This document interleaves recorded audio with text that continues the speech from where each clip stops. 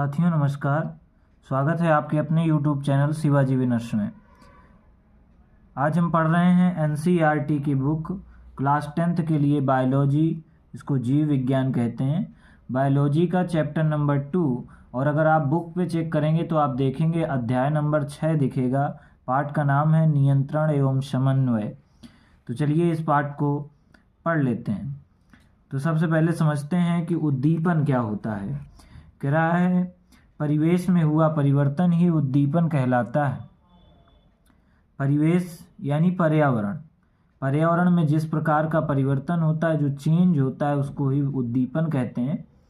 जैसे ऊष्मा, ऊष्मा यानी कि गर्मी, ऊष्मा मतलब होता है गर्मी। बहुत अधिक ऊष्मा यानी बहुत अधिक पर्यावरण में गर्मी हो रही है तो एक प्रकार का उद्दीपन है। ठंडा, बहुत अधिक ठंडा मौसम हो जाता है। ध्वनि, किसी विशेष प्रकार की ध्वनियाँ या बहुत तेज़ी से पर्यावरण में ध्वनि हमको तेज़ी सुनाई देती है तो हमारी बॉडी में क्रिया होती है। तो जो क्रिया होगी उसको अनुक्रिया कहेंगे। और जिस कारण से क्रिया हो रही, पर्यावरण के जिस कारण से हो रही है, उसको उद्दीपन कहेंगे। जैसे ऊष्मा की वजह से बहुत गर्मी होती है, बहुत ठंडक महसूस होती है, ध्वनि बहुत अधिक सुनाई देती है, सुगंध किसी प्रकार की प्राप्त हो, तो ये सभी उद्दीपन के कार्य होते हैं।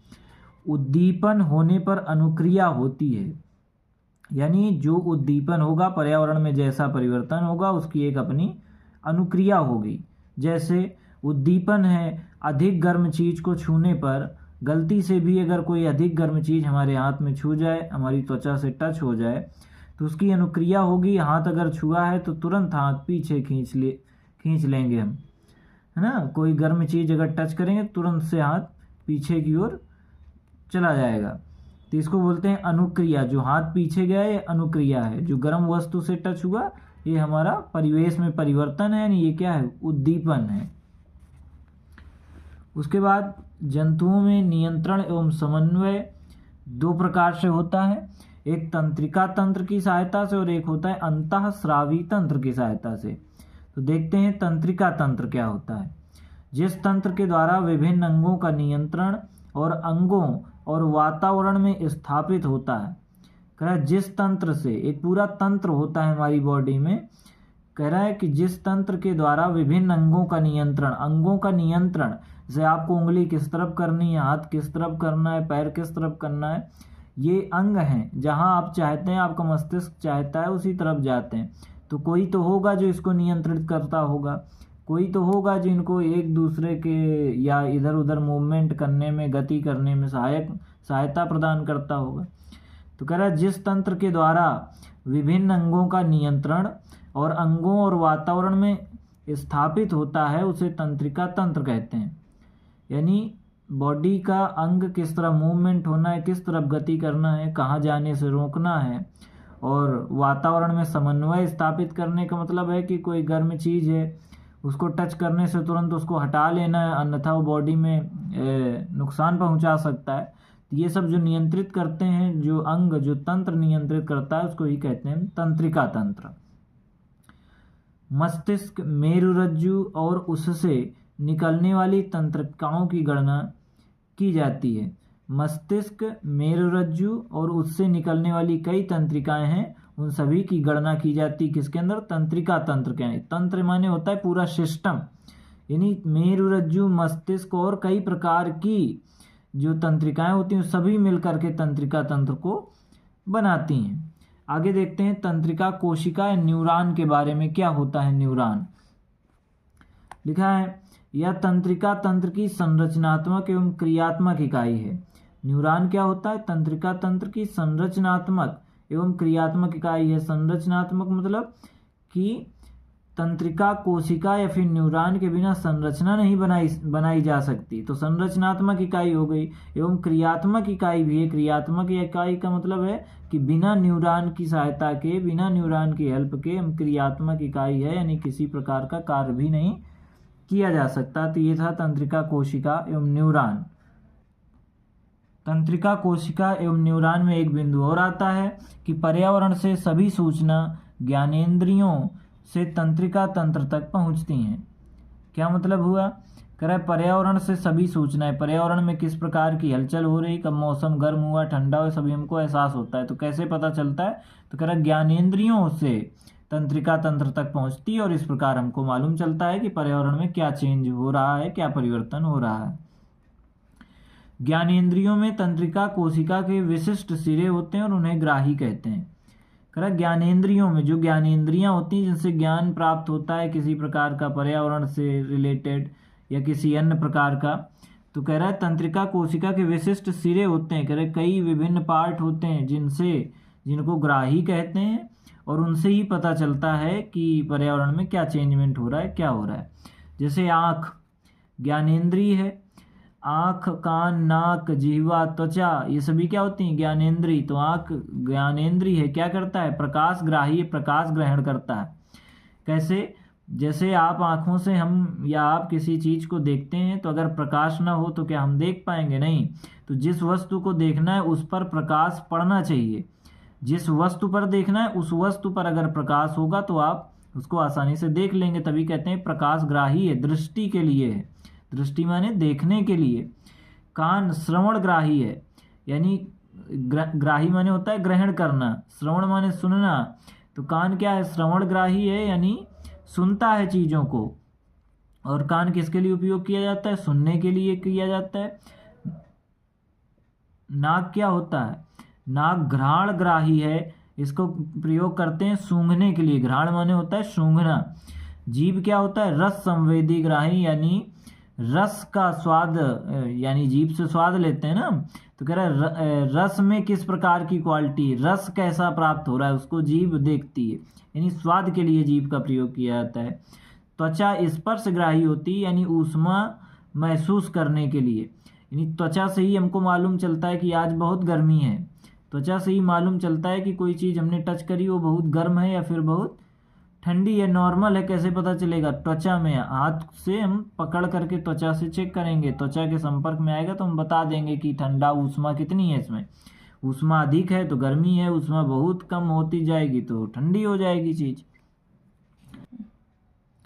तो तंत्रिका कोशिका या फिर न्यूरॉन क्या होता है, तो तंत्रिका कोशिका फिर न्यूरॉन का चित्र हम कुछ इस प्रकार से बनाते हैं। ये चित्र है किसका, तंत्रिका कोशिका या फिर न्यूरॉन का। इसमें इस प्रकार से स्टार के तरीके से ये बना होता है।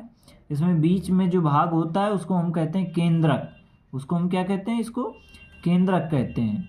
फिर इसके बाद किनारे की ओर चलते हैं तो ये एक, आप कहें कि पेड़ की डाल की तरह, शाखाओं की तरह निकला होता है, इसको बोलते हैं द्रुमिका।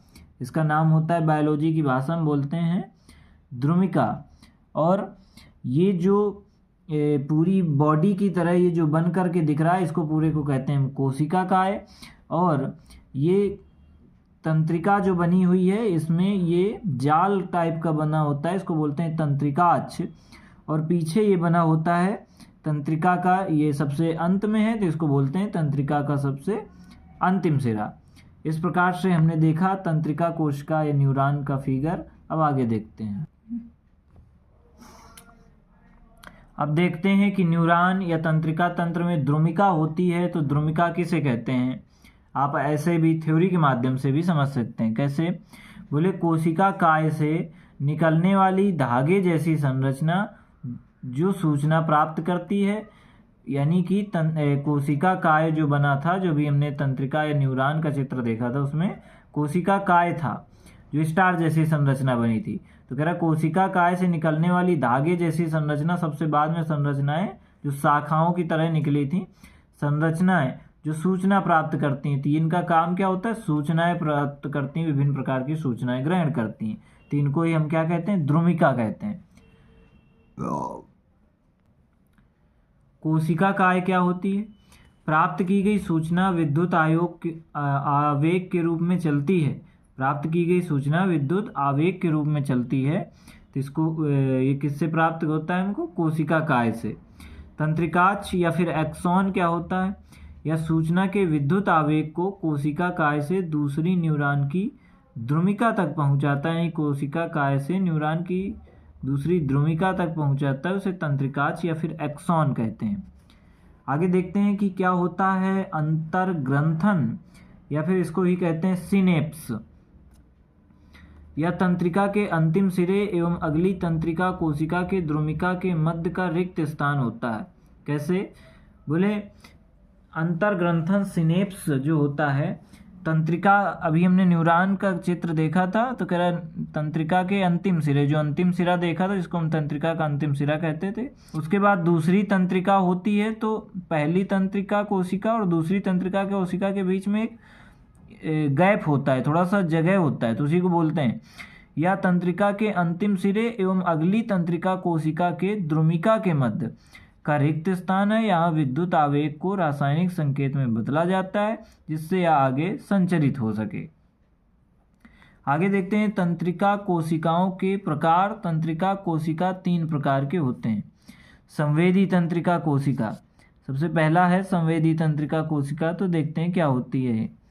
ये आवेग को संवेदग्राही अंगों यानी संवेदी अंगों से मुख्य केंद्रीय तंत्रिका तंत्र, मुख्य केंद्रीय तंत्रिका तंत्र कौन कौन से होते हैं? मस्तिष्क और मेरुरज्जु तक पहुंचाते हैं। मुख्य केंद्रीय तंत्रिका तंत्र हैं कौन कौन से? मस्तिष्क और मेरुरज्जु, क्योंकि बॉडी का पूरा क्रियान्वयन मस्तिष्क और मेरुरज्जु से ही होता है। अगर मेरुरज्जु गड़बड़ा जाए तो मेरुरज्जु के गड़बड़ होने से मस्तिष्क का संतुलन बिगड़ जाता है, तो दोनों का सही होना आवश्यक होता है। तंत्रिका कोशिका का दूसरा प्रकार होता है प्रेरक तंत्रिका कोशिकाएं। तो क्या होती हैं प्रेरक तंत्रिका कोशिकाएं? ये आवेग को केंद्रीय तंत्रिका तंत्र से प्रभावकर्ताओं यानी मांसपेशियों एवं ग्रंथियों तक ले जाती है। जो आवेग बना, जो संवेद तंत्रिका कोशिका में आवेग बना और आवेग गया मस्तिष्क या मेरुरज्जु तक, तो कह रहा है ये आवेग को केंद्रीय तंत्रिका तंत्र से प्रभावकर्ताओं यानी मांसपेशियों ग्रंथियों तक ले जाती है। हमने मान लीजिए कोई गर्म चीज़ को टच किया, हमारी बॉडी से कोई गर्म चीज़ टच हुई, तो उससे क्या होगा? जो संवेदग्राही अंग होंगे, संवेदी अंग होंगे, वो तुरंत उस सूचना को मस्तिष्क और मेरुरज्जु तक पहुंचाएंगे। उसके बाद प्रेरक तंत्रिका कोशिकाएं जो होती हैं वे मस्तिष्क और मेरुरज्जु से जानकारी जुटाएंगी कि ये अधिक गर्म चीज़ है, बहुत ठंडी चीज़ है, छूने से हमको नुकसान होगा, तो वो उन सूचनाओं को लेकर के मांसपेशियों और ग्रंथियों तक पहुंचाती हैं। मांसपेशियों या ग्रंथियों का मतलब क्या है कि जब हमको एहसास होता है कि अरे गर्म चीज़ है और हमने हाथ पीछे खींच लिया, ये प्रेरक तंत्रिका कोशिकाओं की सहायता से हमको मालूम चलता है कि कोई चीज़ बहुत गर्म है या ठंडी है, इसको छूना चाहिए, इससे हाथ खींच लेना चाहिए। कोई चीज़ चुभ गई या हम जल रहे हैं या कोई बहुत ठंडी चीज़ है, तो प्रेरक तंत्रिका कोशिकाओं की सहायता से हमारी मांसपेशियों ग्रंथियों तक ये बात पहुंचती है। लेकिन ये क्रिया इतनी स्पीड से और इतनी जल्दी में होती है कि हमको समझ में नहीं आता कि कैसे हुआ, और ऐसा लगता है कि हाथ को स्वयं से ही मालूम चल गया कि ये हाथ कोई बहुत गर्म चीज़ को छू रहा है, परंतु बॉडी में बहुत तेज़ी से ये क्रियाएँ होती हैं और सब तंत्रिका कोशिकाएँ जो होती हैं उनकी सहायता से ही, सहयोग से ही हम अपने कार्यों को क्रियान्वयन कर सकते हैं। आइए देखते हैं तंत्रिका कोशिका का तीसरा प्रकार जिसको कहते हैं संयोजी तंत्रिका कोशिकाएं, यानी कि कनेक्टिंग न्यूरॉन्स क्या होते हैं? मस्तिष्क में स्थित होती हैं क्या संयोजी तंत्रिका कोशिकाएं, जो संवेदी तथा प्रेरक तंत्रिका कोशिकाओं को जोड़ती हैं। जो संयोजी तंत्रिका कोशिका होती है प्रेरक और संवेदी तंत्रिका कोशिका दोनों को जोड़ती है ना, ताकि संवेदी तंत्रिका कोशिका से सूचना जो प्रेरक तंत्रिका कोशिका को मिले, वो प्रेरक तंत्रिका कोशिका मांसपेशियों ग्रंथियों तक इस बात की खबर पहुंचाए। तो इनको जोड़ने के लिए कौन उपयोग किया जाता है? संयोजी तंत्रिका कोशिकाएं उपयोग की जाती हैं। उसके बाद अब हम देखते हैं कि प्रतिवर्ती क्रियाएं क्या होती हैं। तो कहता है किसी उद्दीपन के प्रति तेज व अचानक की गई अनुक्रिया प्रतिवर्ती क्रिया कहलाती है। किसी उद्दीपन के प्रति तेज व अचानक, उद्दीपन हमने समझा था कि पर्यावरण में अगर कोई परिवर्तन होता है और वो परिवर्तन हमको महसूस होता है, तो उस परिवर्तन के महसूस होने पर हमारी जो क्रिया होगी उसके पर्यावरण में परिवर्तन की वजह से जो क्रिया हो रही है उसको कहते हैं प्रतिवर्ती क्रिया। जैसे बहुत अधिक गर्मी होने पर हमारी बॉडी में से पसीना निकलना, तो ये हमारी बॉडी की क्रिया हो रही है, तो प्रतिवर्ती क्रिया कर रही है। तो अचानक की गई अनुक्रिया, जैसे हमारे हाथ से कोई गर्म वस्तु छू जाए और उसके छूने पर हम तुरंत हाथ पीछे की तरफ खींचें, तो ये प्रतिवर्ती क्रिया है। क्यों? क्योंकि अचानक से ये अनुक्रिया हुई। और क्यों हुई? पर्यावरण पे हमने महसूस किया परिवर्तन, वही कोई गर्म चीज़ आप छुएंगे, हाथ पे टच हुआ, तो उसके बाद आपने अनुक्रिया करी कि वहीं पे हाथ आप रखे रहेंगे, खींच लेंगे पीछे की तरफ, न चाहते हुए भी आप खींच लेंगे। तो जब आप पीछे की तरफ हाथ खींचेंगे तो वही जो अचानक से क्रिया हुई उसी को कहते हैं प्रतिवर्ती क्रिया। उदाहरण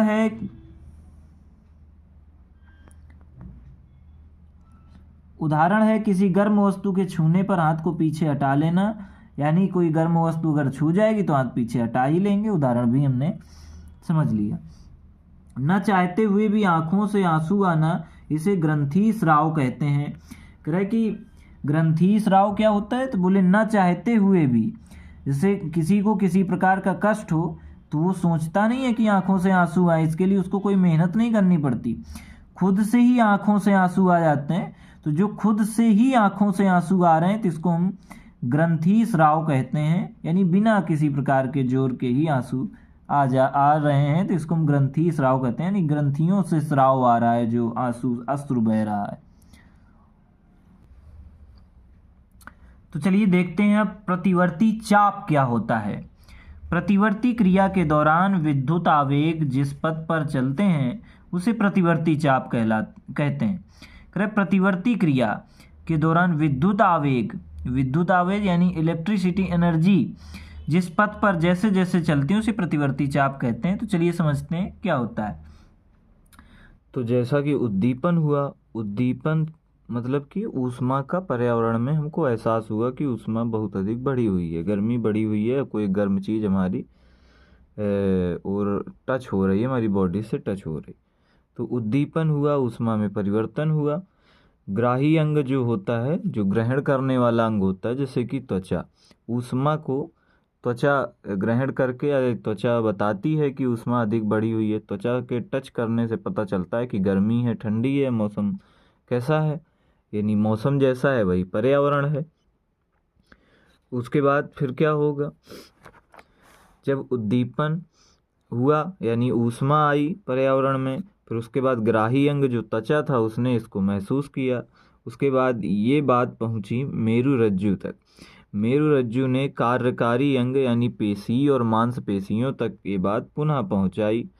इसके बाद क्या हुआ, जैसे ही पेशी और कार्यकारी अंगों तक, कार्यकारी अंग या पेशी अंग क्या होते हैं, जैसे हाथ में अगर कोई गर्म चीज़ टच हुई है तो हाथ में जो मांसपेशियां होती हैं, जो पेशी होती, उन तक ये खबर पहुंची कि आपको जो चीज़ टच हो रही है वो गर्म है, वो आपको नुकसान पहुंचा सकती है। तब फिर इसने अनुक्रिया करी कि हाथ पीछे हटा लिया, यानी अगर हाथ से टच हो रहा था तो ये हाथ के द्वारा, हाथ में त्वचा है, त्वचा से ग्राही अंग को पता चला, ग्राही अंग ने मेरुरज्जु को भेजा, बोला देखो ये क्या महसूस हो रहा है। तो मेरुरज्जु ने चेक किया, फिर उसके बाद फिर उसने कार्यकारी अंग यानी मांसपेशियों तक भेजा और उसने अनुक्रिया करी और हमने हाथ पीछे हटा लिया। तो इस प्रकार से क्रिया होती है और ये क्रिया इतनी स्पीड से, इतनी तेजी से होती है कि हमको मालूम नहीं चलता कि किसी से कोई मालूम चला, ऐसा लगता है कि तुरंत हमको ही या हाथ को ही मालूम चल गया। इसके बाद हम आगे देखते हैं कि मानव तंत्रिका तंत्र क्या होते हैं। मानव तंत्रिका तंत्र दो प्रकार का होता है, एक केंद्रीय तंत्रिका तंत्र होता है, एक परिधीय तंत्रिका तंत्र होता है। केंद्रीय तंत्रिका तंत्र को CNS भी कहते हैं और इसको दो भागों में बांटा गया, एक मस्तिष्क और एक मेरुरज्जु होता है। परिधीय तंत्रिका तंत्र भी दो प्रकार का होता है, एक कपाल तंत्रिका और एक मेरु तंत्रिका, जो मेरुरज्जु होती है उससे निकलती है। कपाल तंत्रिका क्या होती है, मस्तिष्क से निकलती है, कपाल माने होता ही मस्तिष्क है, तो मस्तिष्क से निकलती है कपाल तंत्रिका। तो आइए देखते हैं कि मानव मस्तिष्क क्या होता है। मस्तिष्क सभी क्रियाओं के समन्वय का केंद्र है। इसके 3 मुख्य भाग होते हैं, एक अग्र मस्तिष्क, मध्य मस्तिष्क और पश्चिम मस्तिष्क। मस्तिष्क के कितने भाग होते हैं, 3। अग्र मस्तिष्क यानी आगे वाला मस्तिष्क, मध्य माने बीच में, पश्चिम माने पीछे वाला मस्तिष्क। क्या होता है मस्तिष्क? मस्तिष्क एक हड्डियों के बॉक्स में अवस्थित होता है। बॉक्स के अंदर तरल पूरित गुब्बारे में मस्तिष्क होता है जो प्रघात अवशोषक का कार्य करता है। क्या मतलब हुआ इस बात का? कह रहा जो मस्तिष्क होता है, जैसे आपका जो या हमारा जो सर होता है उसके ऊपर पहले हड्डियों का ढांचा होता है। तो मस्तिष्क एक हड्डियों के बॉक्स में, वो ऊपर बॉक्स बना रहता है जिसको आप हाथ से अपने टच करते हैं, अपने हाथ से ऊपर से, वो हड्डियों का एक बॉक्स है, वो मस्तिष्क नहीं है, वो हड्डियों का बॉक्स होता है। और उसके अंदर तरल पूरित गुब्बारे में मस्तिष्क होता है, उसके अंदर मस्तिष्क बना होता है ना। और उसके अंदर तरल पूरित रूप में मस्तिष्क होता है, तो उसको मस्तिष्क कहते हैं। ऊपर हड्डियों का बॉक्स होता है, वो क्या करता है, कह रहा है वो इसका ये क्या करता है, जो प्रघात और शोषक का कार्य करता है, नहीं किसी प्रकार की चोट लगती है तो ये ऊपर वाला जो बॉक्स है ये उसको रोकता है कि मस्तिष्क में किसी प्रकार का प्रहार न हो सके, चूंकि मस्तिष्क मानव का एक बहुत ही महत्वपूर्ण अंग होता है।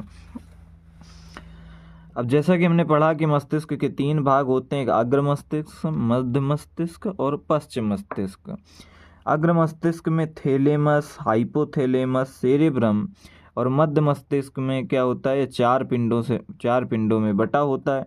अग्र मस्तिष्क में ये सभी पाए जाते हैं, मध्य मस्तिष्क में 4 पिंडों से बटा होता है, और पश्चिम मस्तिष्क क्या होता है, इसमें पोन्स, मेडुला और अनुमस्तिष्क जैसी चीजें पाई जाती हैं। आइए समझते हैं अग्र मस्तिष्क के बारे में। थैलेमस, हाइपोथैलेमस, सेरेब्रम, सेरेब्रम को प्रमस्तिष्क भी कहा जाता है। सेरेब्रम से मिलकर अग्र मस्तिष्क बना होता है। अग्र मस्तिष्क थैलेमस, हाइपोथैलेमस और सेरेब्रम, या सेरेब्रम को ही प्रमस्तिष्क कहते हैं, इन सभी से मिलकर के क्या बना होता है, अग्र मस्तिष्क बना होता है। अच्छा, तो सेरेब्रम क्या होता है या फिर प्रमस्तिष्क क्या होता है? मानव मस्तिष्क का सबसे बड़ा भाग सेरेब्रम प्रमस्तिष्क होता है। यानी अगर ऑप्शनल पे पूछ लिया जाए कि मानव मस्तिष्क का सबसे बड़ा भाग कौन सा होता है, तो आप कहेंगे सेरेब्रम या फिर प्रमस्तिष्क होता है। यह मानसिक काम जैसे सोचना, तर्क करना, योजना बनाना, याद रखना आदि काम करता है। सेरेब्रम या प्रमस्तिष्क का कार्य होता है कि किसी बात के बारे में, किसी विषय के बारे में सोचना है, सोचेगा, तर्क देना है तो तर्क क्या देना है, कैसे तर्क करना है इस बारे में, और योजना बनाएगा यानी प्लान बनाएगा, चीज़ों को याद भी रखेगा। उसके बाद अब हम देखते हैं हाइपोथैलेमस क्या होता है। यह भूख, प्यास, निंद्रा, ताप, थकान आदि का ज्ञान कराता है। यानी हाइपोथैलेमस जो होता है, इसकी सहायता से ही हमको पता चलता है कि अब हमको भूख लगाई है, अब प्यास लगी है, अब हमको सोने की आवश्यकता है ना। ताप यानी किसी प्रकार का क्रोध आता है, जो माइंड में अगर क्रोध आ रहा है इसका मतलब है ताप बढ़ रहा है। थकान आदि का ज्ञान कराता है ना। अगर थक जाते हैं तो उसको भी जानकारी किसके माध्यम से हमको मिलती है, हाइपोथैलेमस के द्वारा मिलती है। उसके बाद देखते हैं मध्य मस्तिष्क क्या होता है। यह 4 पिंडों में बटा होता है। कार्पोस क्वाड्रिजेमिन 2 सुनने के लिए और 2 देखने के लिए होते हैं। तो 4 पिंडों में बटा होता है, तो कह रहे 2 पिंड जो होते हैं वो सुनने के लिए होते हैं और 2 पिंड जो होते हैं वो देखने के लिए होते हैं मध्य मस्तिष्क में। तो चलिए पढ़ते हैं पश्चिम मस्तिष्क क्या होता है।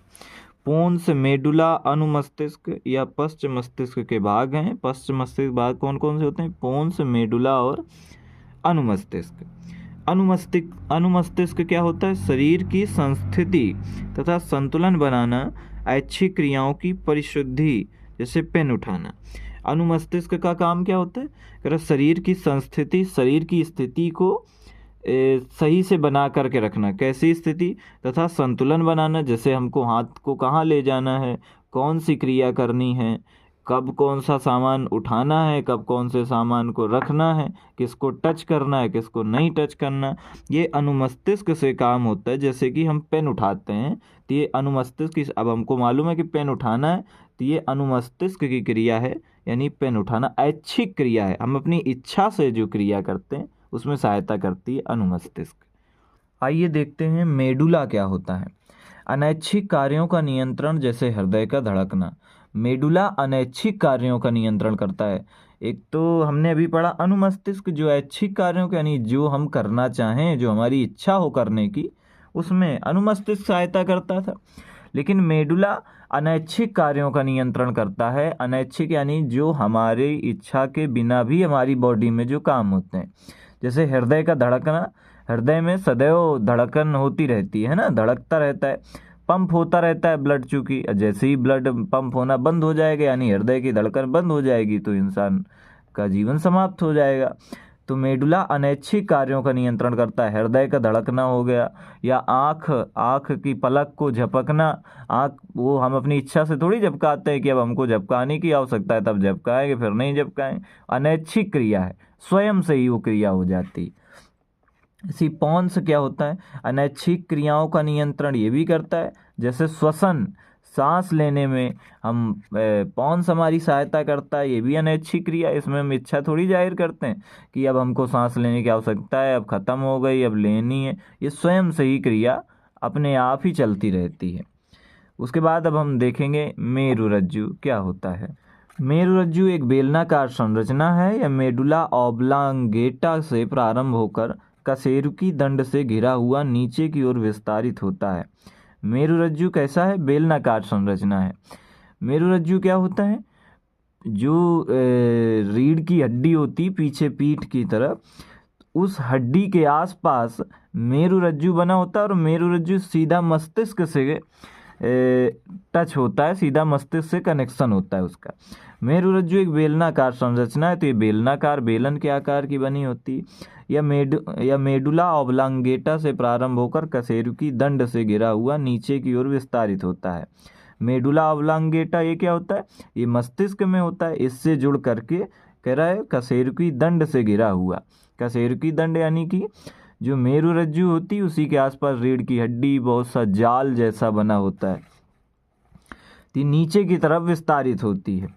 यह भी मस्तिष्क का आवरण द्वारा घिरा रहता है। मस्तिष्क का आवरण का मतलब है कि मस्तिष्क के आवरण से ढका रहता है। जैसे मस्तिष्क है, उसके ऊपर एक बॉक्स लगा होता है, बॉक्स यानी कि जो अभी हमने पढ़ा था कि हड्डियों का बॉक्स होता है जो बचाता है मस्तिष्क को किसी प्रकार की चोट से, तो ऐसे ही इसको भी, यह भी मस्तिष्क का आवरण द्वारा घिरा रहता है।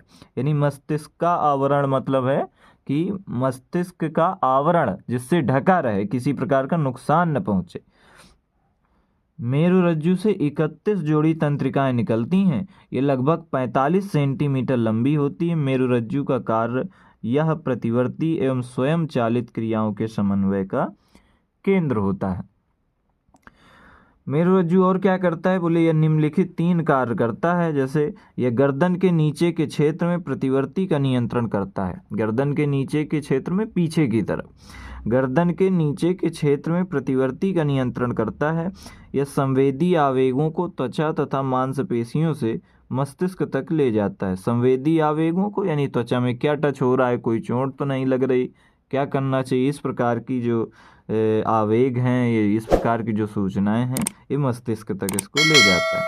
ये प्रेरक आवेगों को मस्तिष्क से धड़ तथा पादों की मांसपेशियों तक पहुंचाता है।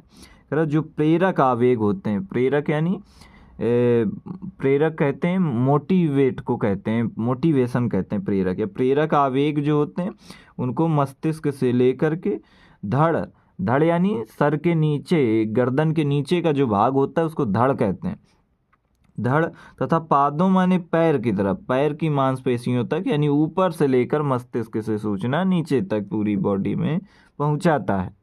अब पढ़ते हैं मस्तिष्क एवं मेरुरज्जु की सुरक्षा। तो चलिए देखते हैं। मस्तिष्क एक हड्डियों के बॉक्स में अवस्थित होता है। फिर वही बात आ गई कि मस्तिष्क एक हड्डियों के बॉक्स में अवस्थित होता है। नहीं, मस्तिष्क जो होता है ऊपर का जिसको आप टच करते हैं हड्डियों का बॉक्स होता है, उसके अंदर मस्तिष्क होता है। वो मस्तिष्क नहीं होता जिसको आप टच करते हैं, उसके अंदर होता है। वो क्या है, वो हड्डियों का बॉक्स है। वो सुरक्षा के लिए है कि मस्तिष्क से सुरक्षा हो उसकी। तो मस्तिष्क एक हड्डियों के बॉक्स में अवस्थित होता है। बॉक्स के अंदर तरल पूरित गुब्बारे में मस्तिष्क होता है जो प्रघात अवशोषक का कार्य करता है। प्रघात अवशोषक का मतलब है किसी प्रकार की चोट से मस्तिष्क को बचाता है। मेरुरज्जु की सुरक्षा कशेरुकी दंड या रीढ़ की हड्डी करती है। कशेरुकी दंड अभी बताया था आपको, जो रीढ़ की हड्डी होती है उसी को कहते हैं। तो कशेरुकी दंड या रीढ़ की हड्डी करती है। रीढ़ की हड्डी का सीधा संबंध मस्तिष्क से होता है। अगर रीढ़ की हड्डी या कशेरुकी दंड में किसी प्रकार का नुकसान पहुंचता है तो ये भी संभावना होती है कि मस्तिष्क को भी उसका नुकसान झेलना पड़ता है। क्यों? क्योंकि मेरुरज्जु की सुरक्षा कशेरुकी दंड या रीढ़ की हड्डी ही करती है, उससे डायरेक्ट अटैच होता है। कोई सूचना ऊपर से बॉडी के नीचे तक लानी होती तो मेरुरज्जु और कशेरुकी दंड का भी विशेष योगदान होता है। तो अगर इनको गड़बड़ हो जाएगा तो सूचनाएं कैसे पहुंचेंगी? कई प्रकार की समस्याएं उत्पन्न हो सकती हैं। अनुवर्तन क्या होता है? कह रहा पौधों के भागों का उद्दीपन के दिशा में गति करना अनुवर्तन कहलाता है। क्या मतलब हुआ? कह रहे पौधों के भागों का, पौधे हैं उसमें ढेर सारी शाखाएं निकली हैं, तो उस शाखाओं का उद्दीपन के दिशा में, उद्दीपन अभी हमने पढ़ा था कि पर्यावरण में हुआ परिवर्तन उद्दीपन कहलाता है। तो पर्यावरण में मान लीजिए आप परिवर्तन हुआ है, कोई हवा बहुत तेजी से बह रही है, अगर हवा बहुत तेजी से चल रही है तो उद्दीपन हुआ, पेड़ की डाल हवा की तरफ या पेड़ के पत्ते हवा की तरफ गति कर रहे हैं, तो वो अनुवर्तन कहलाएगा। क्यों लिखा है? उद्दीपन की दिशा में गति करना अनुवर्तन कहलाता है। उद्दीपन माने हुआ पर्यावरण में जो परिवर्तन हुआ उसकी दिशा में अगर गति हो रही है तो अनुवर्तन कहलाता है। उसके बाद हम समझते हैं प्रकाशानुवर्तन क्या होता है? प्रकाश की तरफ गति करना प्रकाशानुवर्तन होता है। गुरुत्वानुवर्तन क्या होता है?